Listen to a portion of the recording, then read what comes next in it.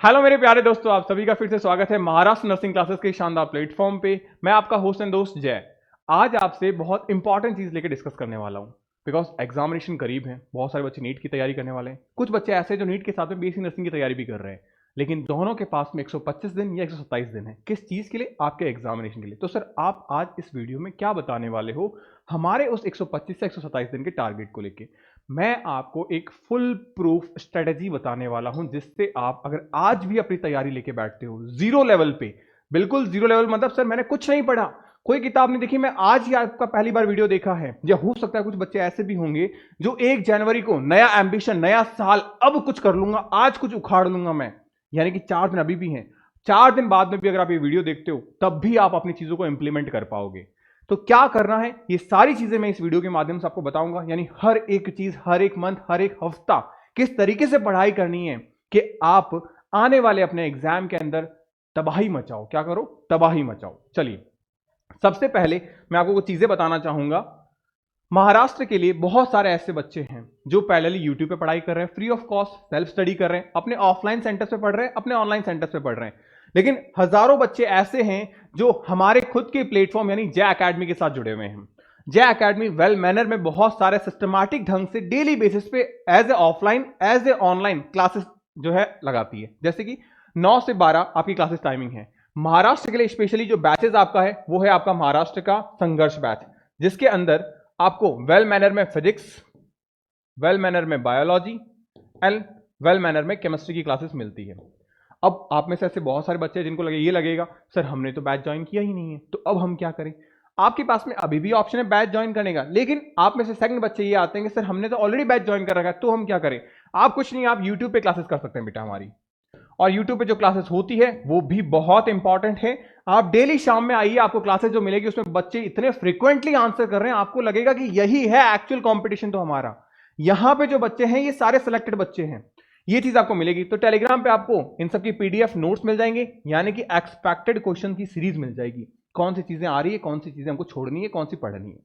तो ये चीजें मैंने आपको बताई। अब हमारा जो मेन टारगेट है कि सर हम किस तरीके से अपने इन आने वाले 4 महीनों में पढ़ाई करें, 12 हफ्तों में पढ़ाई करें।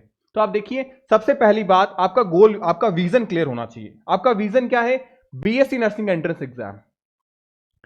अगर आपका vision BSc nursing entrance exam है तो आपको ये 3 चीजें पता होनी चाहिए। पहला, आपके पास में वक्त कितना है, दूसरा आपके पास में सिलेबस कितना है, और तीसरा आपकी स्ट्रेटेजी क्या होनी चाहिए। ये 3 पॉइंट अगर जब तक किसी बच्चे की क्लियर नहीं है ना, वो एंट्रेंस एग्जाम नहीं निकाल सकता। ये तीनों चीजें आपकी क्लियर होनी चाहिए।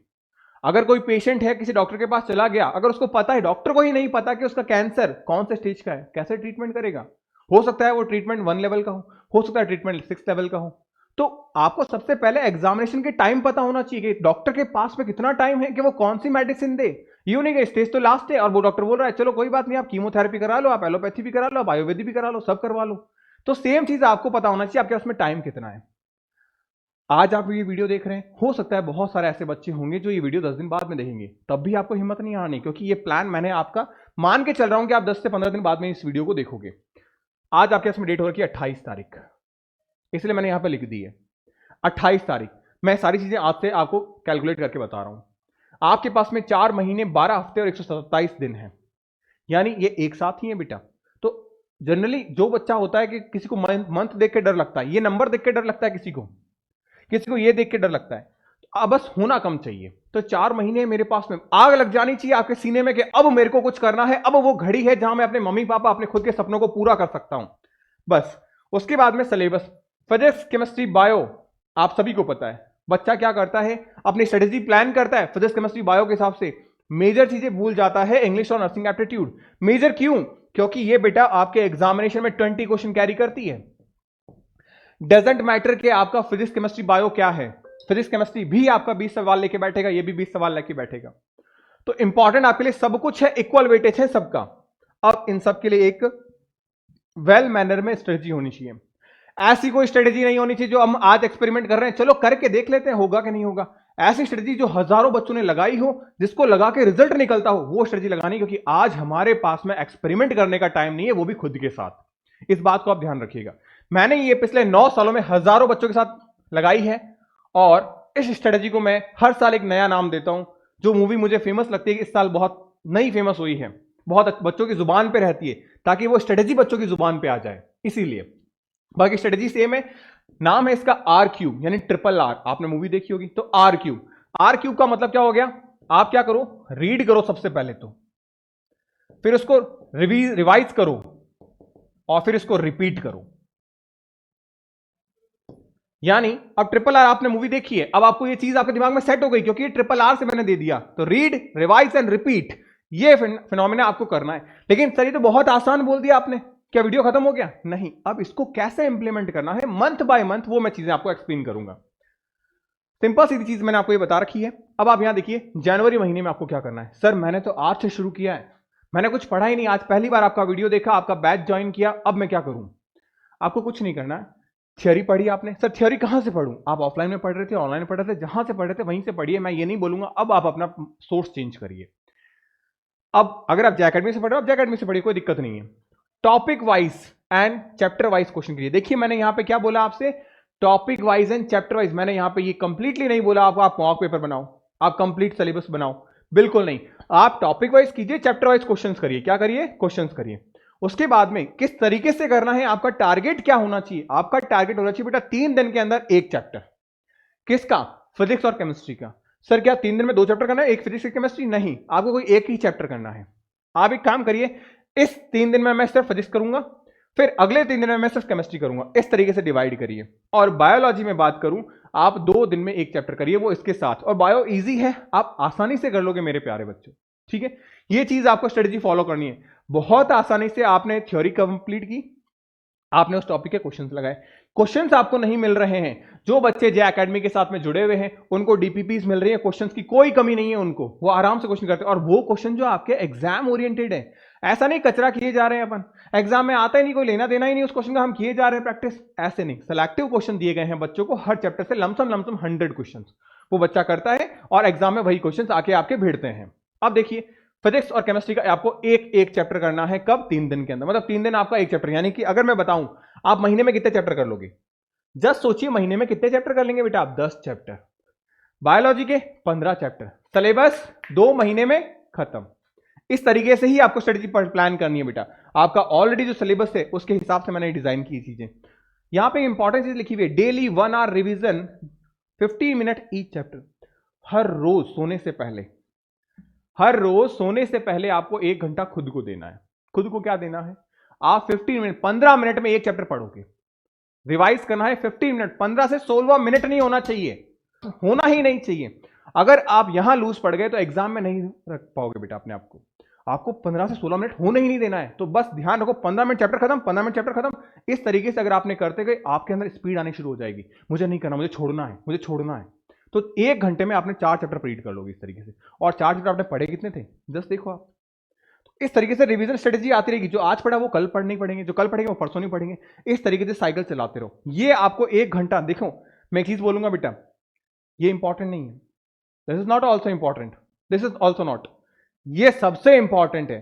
बिकॉज ये तो आपने रायता बिखेरा है, ये रायता समेरा है। जो रायते को समेटेगा वही एग्जाम में सेलेक्ट होगा। पढ़ना इंपॉर्टेंट नहीं है, मैं हमेशा बोलता हूं। आप में से बहुत सारे ऐसे बच्चे होंगे जो नीट की तैयारी कर रहे हैं, बहुत सारे ऐसे होंगे जिन्होंने नीट की तैयारी की थी लास्ट ईयर, लेकिन सिलेक्शन नहीं हुआ। क्यों? क्या उन्होंने सिलेबस कंप्लीट पढ़ा नहीं था? क्या पढ़ा था? उन्होंने उतना पढ़ा था कि वो आराम से 650 नंबर ला सकते थे, लेकिन क्या नहीं लेके आ पाए? क्या नहीं लेके आ पाए? क्यों नहीं लेके आ पाए? Because of revision. अभी भी वो सेम गलती मत करना अपने फ्यूचर में जो आपने आगे गलतियां की है बेटा, ध्यान रखना। ये रिवीजन किया आपने, तो जनवरी महीने में देखो क्या है, 1 घंटा रिवीजन, ओके। फरवरी में सेम चीज रिपीट करो, बिकॉज 1 महीने में सिलेबस कंप्लीट नहीं होगा, तो फरवरी में सेम चीज रिपीट करो। ये किन के लिए है? ये उस बच्चे के लिए है जो आज से 0 से शुरू करना है, उसके लिए आप सेम चीज रिपीट करो। बस अब यहां पे फरवरी में डेली 1.5 घंटा रिवीजन पे दे दो। यानी अब 2 चैप्टर एक्स्ट्रा हो गए हमारे पास, 15-15 मिनट के गैप से 2 चैप्टर एक्स्ट्रा हो गए।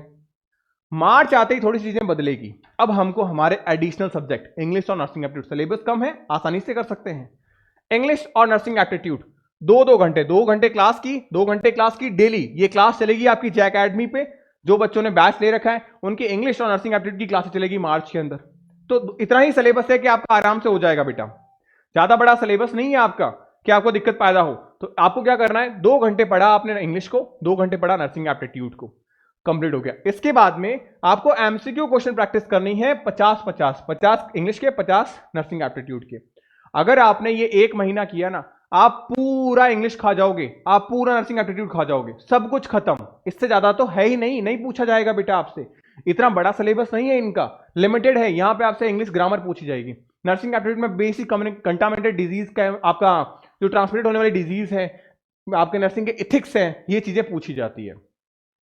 अब यहां पे मार्च के अंदर टाइम हमने आधा घंटा फिर बढ़ा दिया, तो यानी अब रोज के 8 चैप्टर रिवाइज कर रहे हैं। क्यों? हम पढ़ते भी तो जा रहे हैं, चैप्टर आगे इकट्ठे होते जा रहे हैं, रिवीजन के लिए टाइम बढ़ाते जा रहे हैं। 2 घंटे अब आपको निकालने, अब चाहे आप सुबह निकालो चाहे शाम को निकालो, या दोनों एक साथ निकालो, जब आपको अच्छा लगे तब आप निकाल सकते हैं बेटा। इसके बाद में आ गया अप्रैल। अब अप्रैल में अब हमारा मेन लड़ाई करनी है। क्यों? मई में हमारा खुद का एग्जाम है, अप्रैल में पूरी तरीके से लड़ाई करनी है। अब यहां पे स्टार्ट करो मॉक टेस्ट देना। अब मॉक टेस्ट डेली दो, daily in the sense 30 test मिलेंगे आपको, क्योंकि अप्रैल में 30 दिन मैंने आपको मान के चले हैं, तो 30 टेस्ट 3 घंटे का। जनरली क्या होता है कि आपको 1.5 घंटे मिलते हैं आपके एग्जामिनेशन के लिए, आपको 3 घंटे दो आराम से सिस्टमैटिक तरीके से। 3 घंटे मैंने मान के चला है कि आपने क्या किया, मॉक टेस्ट दिया। तो 3 घंटे में जो आप मॉक टेस्ट दे रहे हो बेटा, उसको क्या करना है, वेल सिस्टमैटिक मैनर में तैयारी करनी है। क्या करनी है? वेल सिस्टमैटिक मैनर में तैयारी करनी है। अब आपने क्या किया, एनालिसिस किया। क्या एनालिसिस किया? सबसे इंपॉर्टेंट चीज होती है एनालिसिस करना, बिकॉज बहुत सारे बच्चे ऐसे होते हैं, पेपर सॉल्व किया, क्या गलतियां की कोई नहीं देखता, क्यों की कोई नहीं देखता, सिली मिस्टेक कितनी की कोई नहीं देखता, और ये गलतियां वापस रिपीट होती है। अगर ये गलतियां रिपीट हो रही है तो फिर हमारा मॉक पेपर दिया हुआ मतलब क्या रहा? हमने उन गलतियों से सीखा क्या? कुछ नहीं। उन गलतियों से सीखना बहुत जरूरी है। अगर हमने वो चीजें सीखी, इंप्लीमेंट की, तो हमारे लिए हेल्पफुल रहेगी। अदरवाइज कोई वेस्ट है बेटा, ये पूरा 1 महीना वेस्ट हो गया अगर हमने एनालिसिस नहीं किया प्रॉपर्ली। अब यहां अगर बात करूं, जो हमारा वीक पॉइंट है एनालिसिस में, जो वीक पॉइंट, कुछ कमजोरियां, कुछ गलतियां नजर आएगी कि हाँ ये गलती है हमारी, हमने ये पॉइंट छोड़ा, हमने ये कॉन्सेप्ट छोड़ा, उन गलतियों को आप एमसीक्यू क्वेश्चन करके स्ट्रॉन्ग करो। किनको? उन गलतियों को स्ट्रॉन्ग करो। उसके बाद में डेली फिर से 2 घंटे, यानी यहां पे भी वो 2 घंटे वाला टाइम चल रहा है, 2 घंटे रिवाइज किया आराम से बेटा। आप 2 घंटे रिवाइज का मतलब अभी भी 15 मिनट है। आप सोचो रोज 8 चैप्टर आप रिवाइज कर रहे हो। जिस बच्चे ने ये फॉलो किया ना, आप दुनिया की कोई भी चीज इसके बीच में मत लाने देना। आपका सिलेक्शन नहीं हो तो मैं यहीं बैठा हूं बेटा, बस ये चीज नहीं छूटनी चाहिए। 15 मिनट ईच चैप्टर, 15 मिनट में एक चैप्टर आराम से कर सकते हो आप। लेकिन तब जब अब आज से शुरू करो, आप चीजों को लेके आना शुरू करो, अपने अंदर डालना शुरू करो। तो ये आपको रिवीजन करना है। 2 घंटे रिवीजन किया, उसके बाद में आता है हमारा मई महीना। अब हम क्या करें सर, हमारे तो एग्जामिनेशन के दिन आ गए हैं, अब आपको कुछ अलग करना है। जैसे ही मई आ चुका, अब आप पे डे कंप्लीट रिवीजन करना है सब्जेक्ट वाइज, यानी कंप्लीट सब्जेक्ट आपका खत्म होना चाहिए। किस तरीके से? नंबर 1, आप सबसे पहले बायोलॉजी करो। बायोलॉजी आप सबको अच्छे से होता है तो उसको सबसे पहले करो, बिकॉज जो सबसे मुश्किल है, जो सबसे ज्यादा दिक्कत पैदा करता है, उसको सबसे लास्ट में करो, ताकि लॉन्ग टर्म तक वो याद रहे। तो यानी कि मई 1 को आपने बायोलॉजी किया, फिर 2 को इंग्लिश करो। क्यों? लगातार सब्जेक्ट करेंगे बोरिंग हो जाएगा, क्योंकि पूरा सब्जेक्ट पढ़ रहे हैं अपन। आप यहां पे आराम से इसको 6 से 8 घंटे में सल्टा सकते हैं बेटा, 6 से 8 आर आराम से।